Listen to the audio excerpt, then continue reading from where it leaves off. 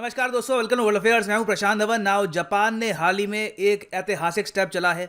इन्होंने अपनी official defence report में, जो एक तरीके से इनका डिफेंस प्लान भी होता है, उसमें मेंशन किया है भारत और ताइवान को। इंटरनेशनल मीडिया इसको एक्सटेंसिवली कवर कर रहा है। चाहे आप देखें अमेरिकन मीडिया, ये बाय द वे ऐतिहासिक स्टेप है। जापान ने पहली बार अपनी हिस्ट्री में एक प्रॉपर डिफेंस डॉक्यूमेंट में ताइवान को कैसे डिफेंड करना है, ताइवान के लिए जापान वॉर कैसे स्टार्ट कर सकता है, ये ओपनली मेंशन किया है। यहाँ पे आप देखोगे ब्लूमबर्ग का आर्टिकल है, Japan for the first time mentions Taiwan stability in defence paper. Japan defence paper warns for the first time of crisis over Taiwan.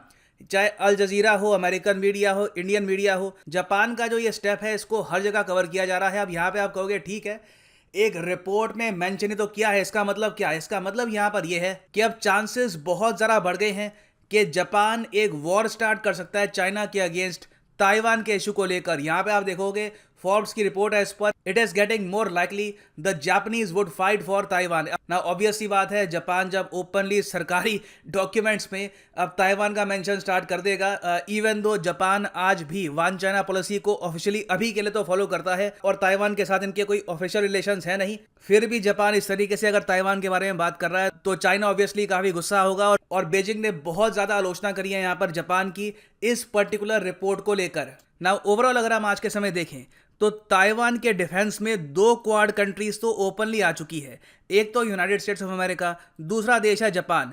India और ऑस्ट्रेलिया को आप अगर देखो तो इन्होंने ओपनली ताइवान के पक्ष में या फिर ताइवान के लिए वॉर स्टार्ट कर देंगे ऐसी कोई भी स्टेटमेंट नहीं दी। इंडिया का आप अगर देखो तो ज्यादातर इशू है इस वक्त तिब्बत के आसपास। और यहाँ पे मैं आपसे पूछना चाहूंगा एक क्वेश्चन कि क्या आप मानते हैं कि बाकी दो क्वाड कंट्रीज की तरह इंडिया को भी ताइवान को लेकर ऐसी कोई रिपोर्ट पब्लिश करनी चाहिए या कोई स्टेटमेंट देनी चाहिए, या फिर हमारा फोकस होना चाहिए सिर्फ नॉर्दर्न बॉर्डर के आसपास? लिखिएगा इसके बारे में कमेंट सेक्शन में।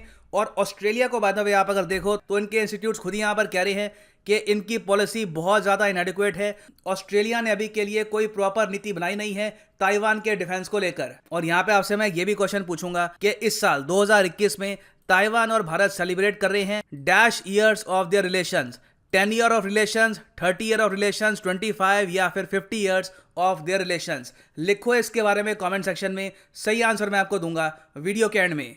ना यहाँ पे आप देख पाओगे ये है जापान की सरकारी डिफेंस रिपोर्ट ऑफ 2021। ये हर साल ये पब्लिश करते हैं।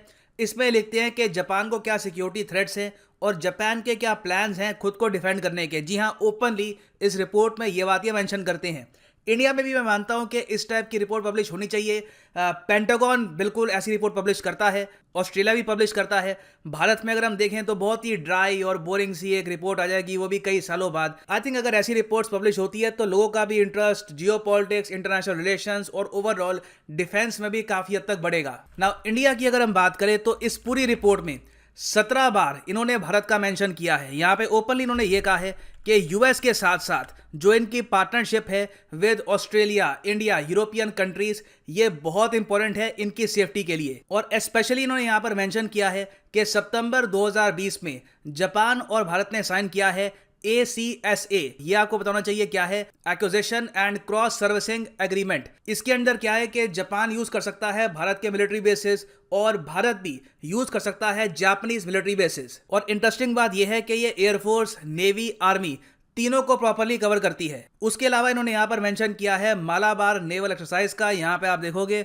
इन्होंने यहाँ पर कहा है कि Malabar is very important for Japan security और ओवरऑल इंडो पैसिफिक की सेफ्टी के लिए भारत के साथ रिलेशन जापान के लिए काफी इंपॉर्टेंट है। फिर ताइवान के बारे में आप अगर देखो तो यहाँ पे साफ लिखा है कि ताइवान को लेकर चाइना एक वॉर स्टार्ट कर सकता है। इशू देखो आज के समय ये है, शी जिनपिंग ने खुद को बना दिया है लीडर फॉर लाइफ। जब भी कोई आदमी खुद को बना लेता है लीडर फॉर लाइफ तो उस पर रिस्पॉन्सिबिलिटी और ज़्यादा बढ़ जाती है। शी जिनपिंग का बैड लक यहाँ पर यह था कि जैसे ही ये लीडर फॉर लाइफ बने चाइना में, एक पैंडेमिक स्टार्ट हो गया, फिर पूरी दुनिया में चाइना का नाम काफ़ी खराब हुआ। और आज के समय इवन चाइना के लोग मान रहे हैं कि शी जिनपिंग की जो पॉलिसी है उसकी वजह से चाइना आइसोलेट हो रहा है। इंडिया जो इनका एक बहुत बड़ा नेबर था उसके साथ एक राइवलरी थी, मगर अब वो प्रॉपर दुश्मनी में कन्वर्ट हो रही है। शायद 1962 वॉर को आप अगर छोड़ दो तो तब से लेकर अब तक चाइना और इंडिया के रिलेशंस कभी भी इतने खराब नहीं हुए जितने आज के समय हैं। तो ऐसे टाइम में शी जिनपिंग को अगर अपनी इमेज रिपेयर करनी है तो उनके सामने एक ऑप्शन ये है कि ताइवान को वापस कैप्चर कर ले और उससे अचानक से ये हीरो बन सकते हैं पूरे चाइना में। एक नेशनलिस्ट सेंटिमेंट यहाँ पे दौड़ जाएगी। चाइना के लिए ताइवान को कैप्चर करना ऑलमोस्ट ऐसा ही है। आप मान के चलो कि अगर कल को इंडियन गवर्नमेंट पीओके कैप्चर कर लेती है, आप सोच कर देखिए नेशनल सेंटिमेंट क्या होगा। लोग सेलिब्रेट कर रहे होंगे, there will be celebrations everywhere. तो शी जिनपिंग भी यहाँ पर यही चाहते हैं, उनको ये पता है कि उनको ताइवान की विक्ट्री चाहिए होगी अगर सारी उम्र वो बिना किसी प्रॉब्लम के राज करना चाहते हैं चाइना पर। तो इसलिए हम देख रहे हैं कि लगातार चाइना की एयरफोर्स वायलेट करती है ताइवान का एयर स्पेस, और इन्होंने प्राइमरली यहाँ पर एक विंडो दी है जापान ने कि आने वाले 6 साल में हमारे हिसाब से एक बड़ी कॉन्फ्लिक्ट हो सकती है बिटवीन चाइना एंड ताइवान। आप अगर यूएस की रिपोर्ट्स देखो, इवन जो उनकी सरकारी रिपोर्ट्स है, वहाँ पर लिखा होता है कि जो टाइम फ्रेम है वो 3 से लेकर 4 साल के आसपास है।